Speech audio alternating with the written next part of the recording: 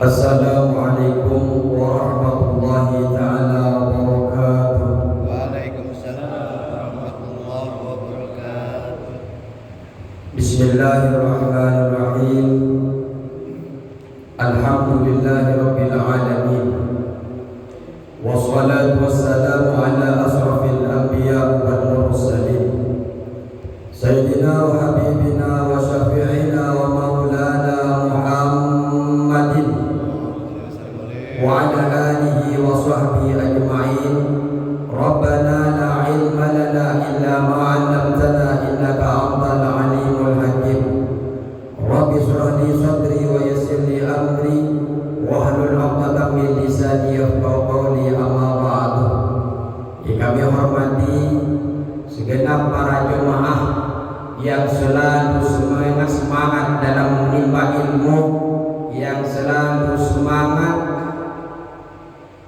membaca sholawat kepada Rasulullah sallallahu alaihi wasallam. Semoga semangat di dalam menuntut ilmu dan senangnya membaca sholawat kepada baginda Nabi kita Muhammad sallallahu alaihi wasallam mengantarkan kita menjadi wasilah selamatnya kita di dunia dan di akhirat nanti. Amin ya rabbal alamin. Kita kembali lagi seperti biasa setelah membaca Maulidur Rasul. Lumayan lama karena setengah jam. Semoga rasa capeknya panjenengan menjadi jeripayah kelak penolong bentuk rasa cinta kita mendapatkan syafaatul uzma dari baginda Nabi kita Muhammad sallallahu alaihi wasallam. Bismillahirrahmanirrahim. Qala musannif rahimahullahu taala wa nafa'ana bi ulumi fid dharain amin. Kita akan membaca lanjutan kitab Nasaihul Ibad wal maqalatus salisatu, nasihat maqalah artikel yang ketiga. An Umar radhiyallahu anhu, datang daripada Sayyidina Umar, semoga Allah meridainya. Apa nasihat dari Sayyidina Umar? Husnul tawadduti, cinta, paling baiknya cinta atau kasih sayang ilan nasi kepada manusia, nisbul adli, ialah separuh daripada akal. Cinta, kasih sayang kepada manusia merupakan separuh daripada akal kita. Jadi kalau kita tidak bisa baik kepada manusia lainnya, maka separuh akal kita hilang. Kenapa? Karena di sini kita diajarkan punya akal itu bukan hanya untuk dijadikan alat berpikir, tapi bagaimana kita juga pandai di dalam bergaul.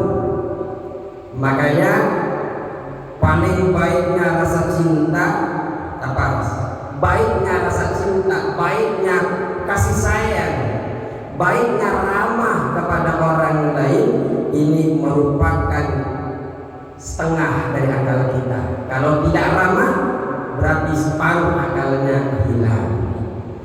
Kama rawahu Hibban, sebagaimana diriwayatkan oleh Imam Ibnu Hibban wa Tabrani dan Imam Tabrani wal Baihaqi dan Imam Baihaqi an Jabir bin Abdullah, dari Jabir bin Abdullah.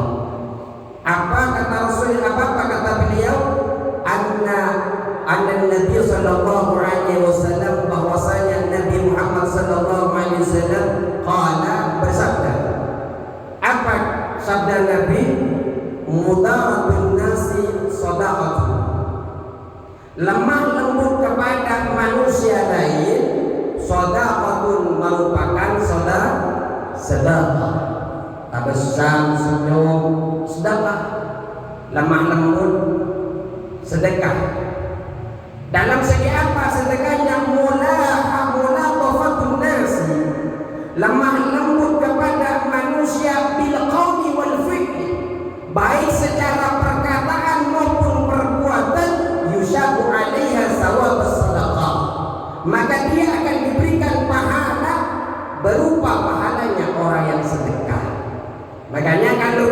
tidak punya harta, sudah tidak bisa membantu orang lain, setidaknya mari kita ramah kepada orang lain. Harus ramah. Makanya di sini ini kecerdasan seseorang itu tidak hanya diukur dari kemampuan dia berpikir, akan tetapi jadi orang berpikir itu orang yang punya akal, orang yang punya otak, tidak hanya dipandang daripada kemampuan berpikir secara akademisi, tapi bagaimana dia bisa mampu menempatkan dirinya mengambil hati orang lain secara baik. Dikenal kalau di dalam akademisi itu interpersonal intelligence. Jadi bagaimana kemampuan kita beradaptasi di tempat orang lain. Apa kita itu seperti air, ikutin arus tapi bukan munafik.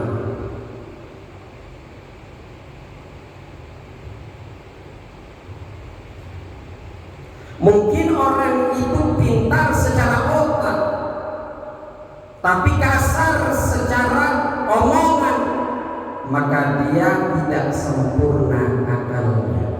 Kenapa?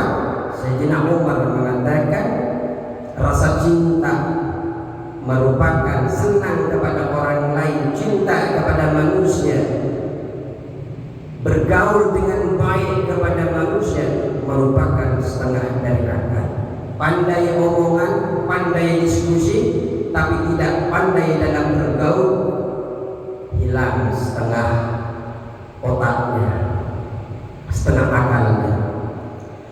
Wa kana min mudaratihi, dan termasuk dari wa kana min mudaratihi sallallahu alaihi wasallam, dan ada di antara keramahan Rasulullah sallallahu alaihi wasallam annahu la yadummu ta'ama. Rasulullah itu termasuk orang yang ramah. Saking ramahnya Rasulullah sallallahu alaihi wasallam tidak pernah mencela, mencaci makanan. Wala yanharu khatiman, wala yanharu khatiman, dan tidak pula menegur.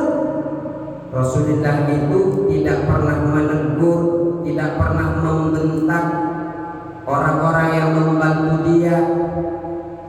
Kalau kita membaca ceritanya sahabat Nabi yang namanya Anas bin Malik, kurang lebih selama sekitar 10 tahun bersama Rasulullah, Anas bin Malik tidak pernah dicela oleh Rasulullah SAW walaupun dia menjadi khatamnya. Tidak pernah mengatakan, kenapa kau melakukan ini, mengapa kau berbuat seperti ini. Rasulullah hanya senyum. Ya kebetulan Anas bin Malik yang punya ilmu, dia tidak pernah tidak melakukan kesalahan. Ya walaupun kesalahan dia bisa dimaafkan. Wala yadrib, dan Rasulullah sallallahu alaihi wasallam ini tidak pernah memukul imra'atan kepada perempuan. Rasulullah ini sayang kepada perempuan, sama hewan-hewan sayang Rasulullah. Makanya beliau mengatakan di dalam kitab Al-Qadrajid, ana khairukum khairukum li imra'ati, ana khairukum khairukum li ahli. Saya ini paling baik kepada istri saya.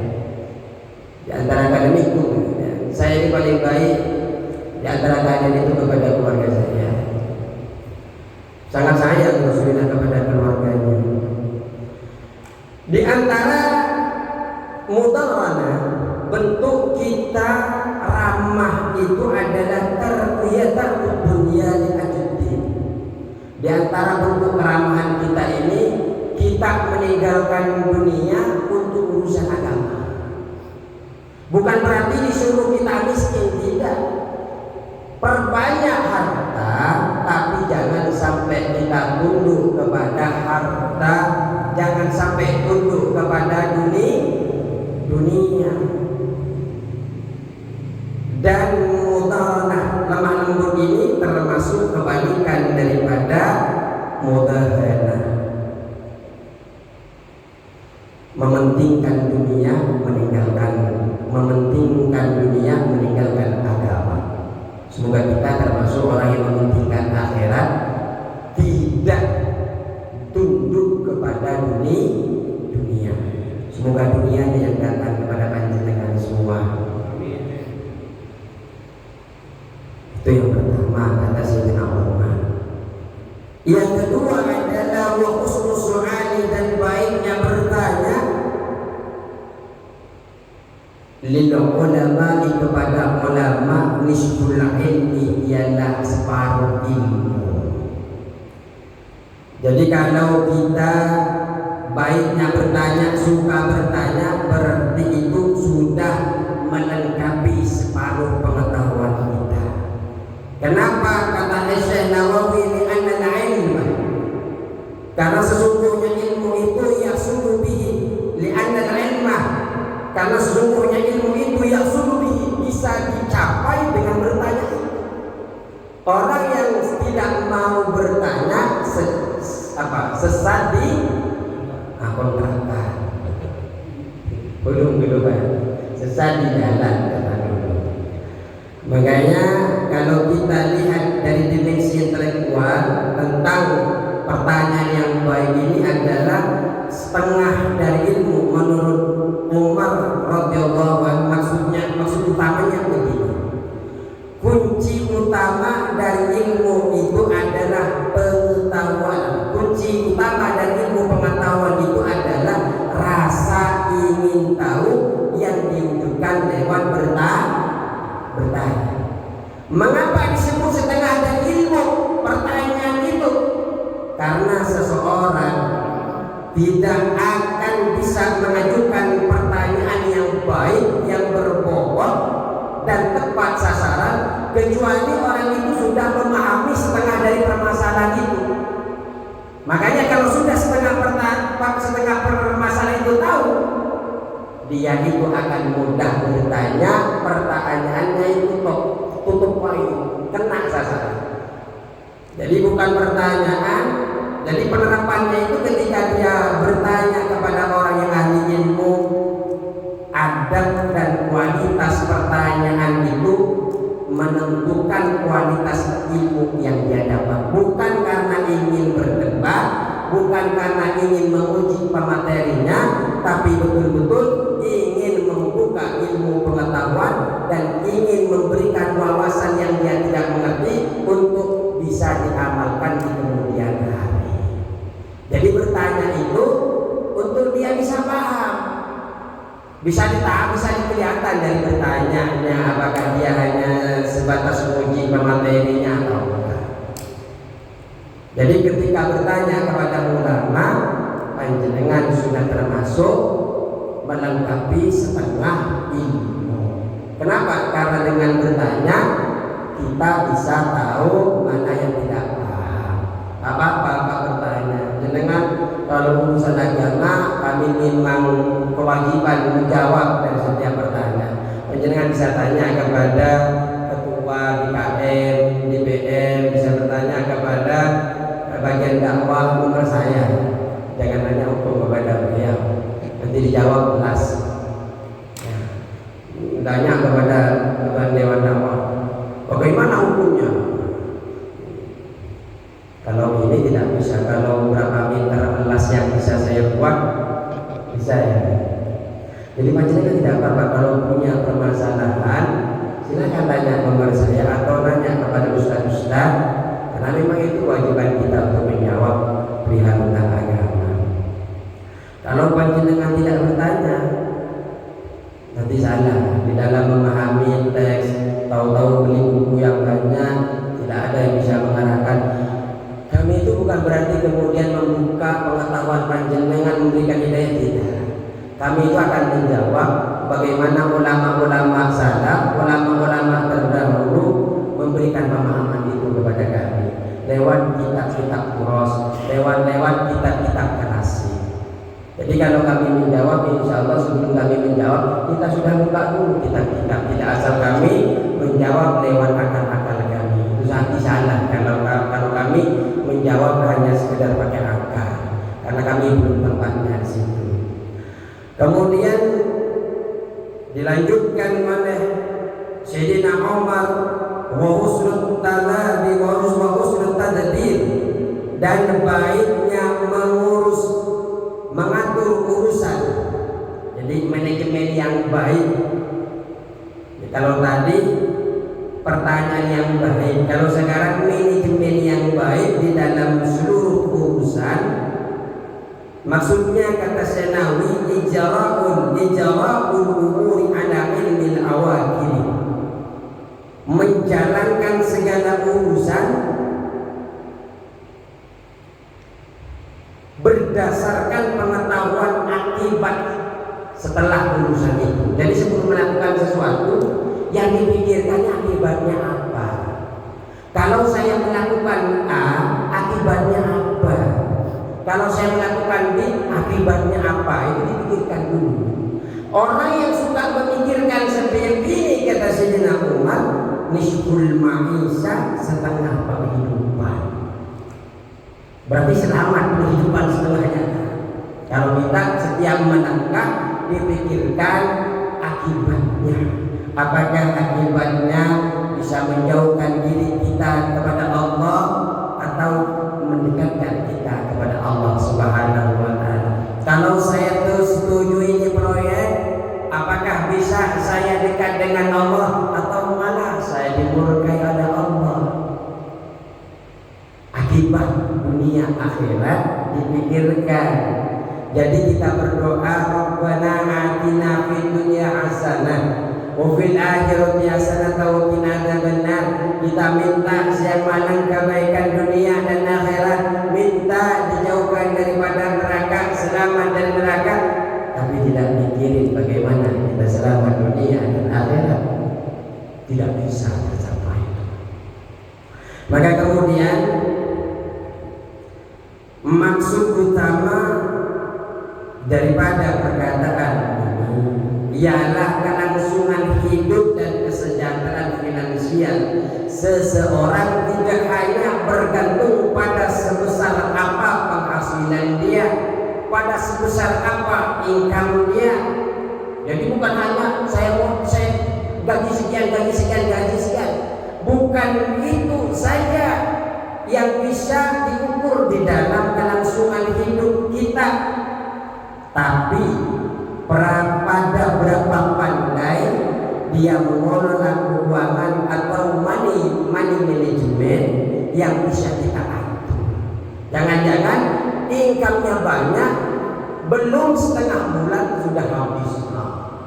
Tahu-tahu koyok di sini banyak. Apa koyok? Yang bisa meredah stres. Koyok. Udah pusing. Besok anak-anak sudah minta mau sekolah, mau kuliah. Padahal pendapatannya banyak. Makanya bukan hanya berapa besar dia punya income, tapi bagaimana dia memanajemenkan pendapatan itu, mengatur akibat ketika kita beli ini, beli itu. Itu menurut Sayyidina Umar. Ini. Makanya definisi takdir ini adalah mengatur segala urusan dengan selalu melihat ilmu, akibat, dampak di masa depan. Artinya setiap kali mengeluarkan uang, membuat keputusan, ia selalu berpikir jangka panjang dan tidak impulsif. Pikirkan jangka panjang. Oh tenang Ustaz, kalau cuma kesehatan kita punya BPJS, ya. Kalau pas kita ditanggung oleh BPJS, kalau tidak, ya kalau hanya kebutuhannya itu, kalau yang lain, nah ini.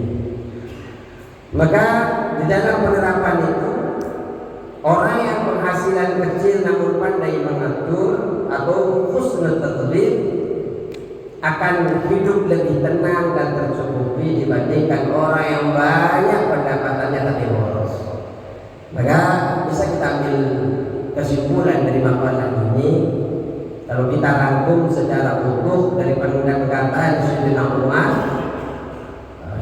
Umar bin Khattab dan Rasulullah SAW yang memberikan resep hidup sukses yang modern ini, sebenarnya masih sangat relevan sekali tentang kajian Sayyidina Umar ini, nasihat Sayyidina Umar dan sabda Nabi ini kepada kita pada saat ini.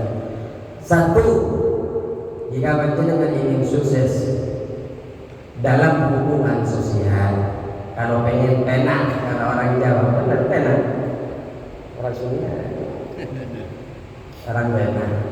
Kalau panjenengan ingin enak, sukses di dalam hubungan sosial, lembutlah panjenengan kepada manusia.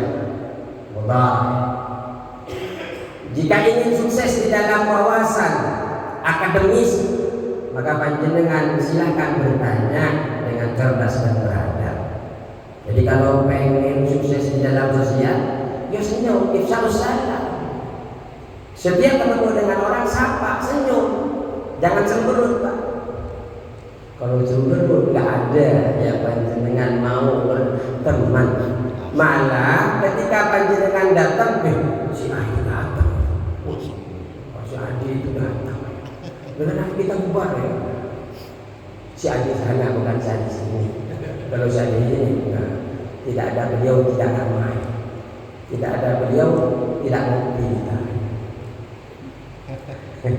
Jadi kalau pengen bersosial dengan baik, jalin hubungan dengan masyarakat, tanamkan rasa cinta karena Allah, jangan karena manusia. Islam selalu mengajarkan, kalau engkau cinta kepada Allah, kalau engkau beriman kepada Allah dan beriman kepada hari kiamat, muliakan tetangga, muliakan orang-orang Islam di sekitar. Bukan nunggu dia berbuat baik kemudian saya balas dengan kebaikan.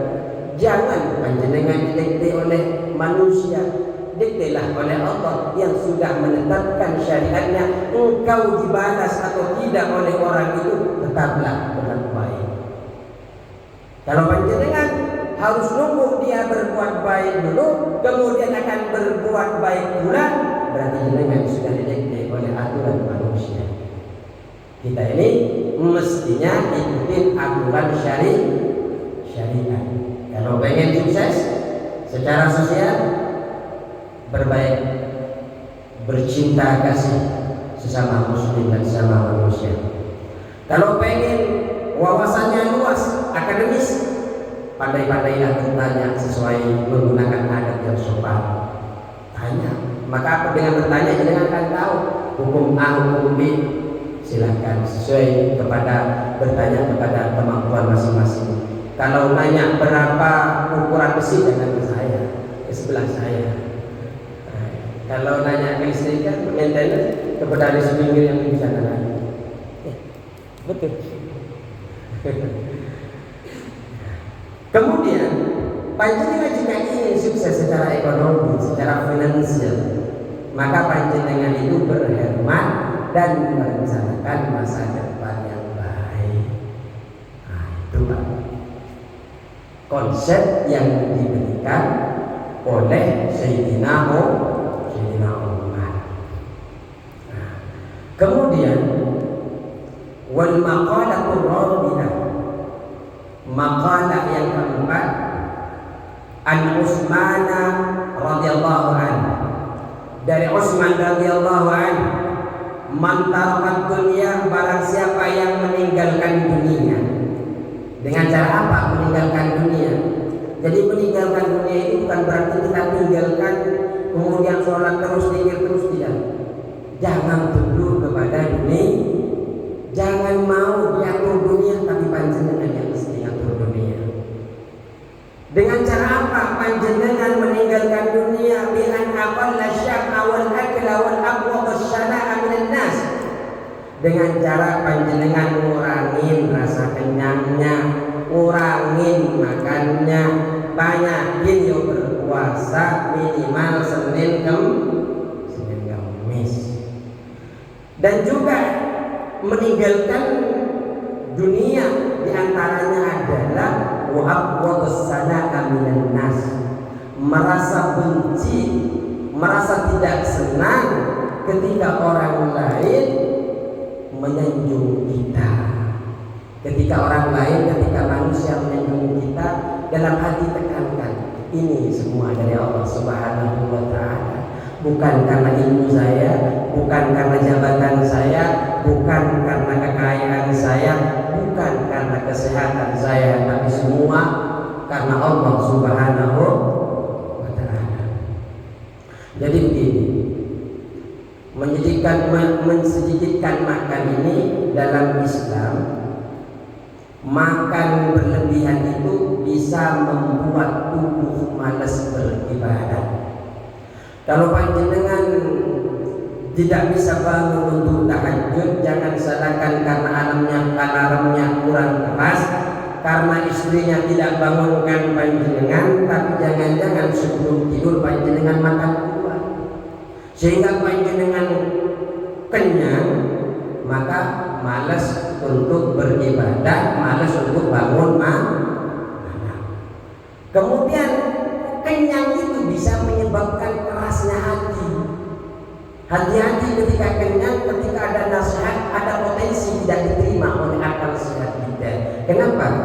Di dalam Islam terlalu kenyang itu bisa menyebabkan keras hati. Sedikit itu bukan berarti ekstrim.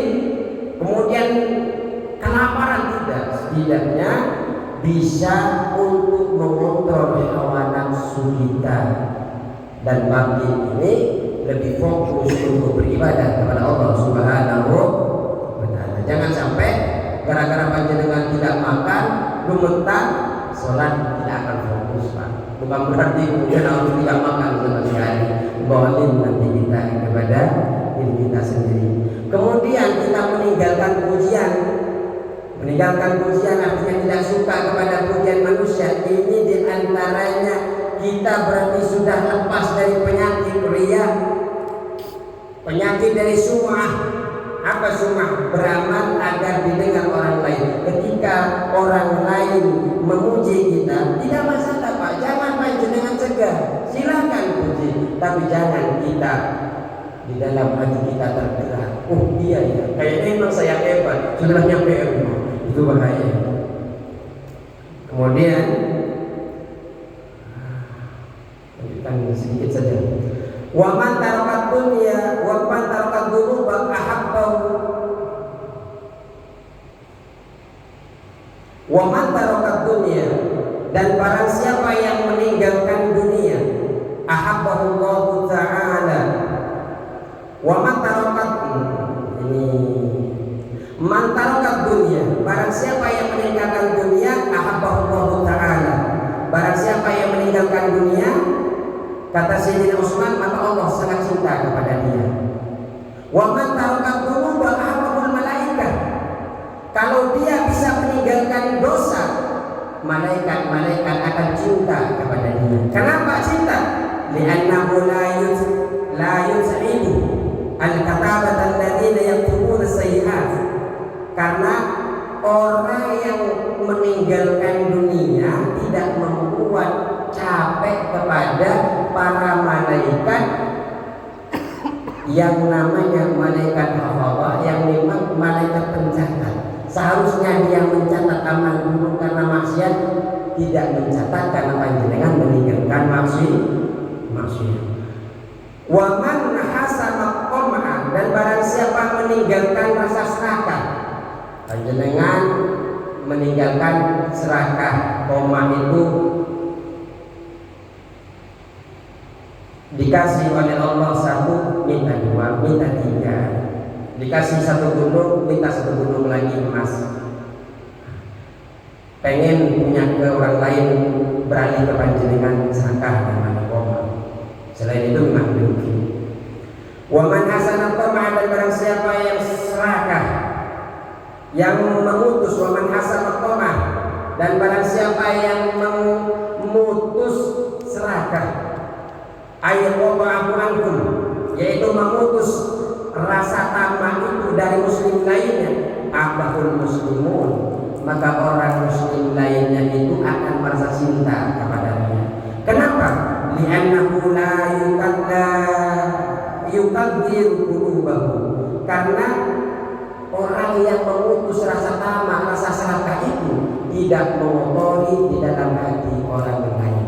Semoga kita semua oleh Allah Subhanahu wa taala diselamatkan dari rasa tamak, diselamatkan dari rasa merasa lebih baik daripada orang lain.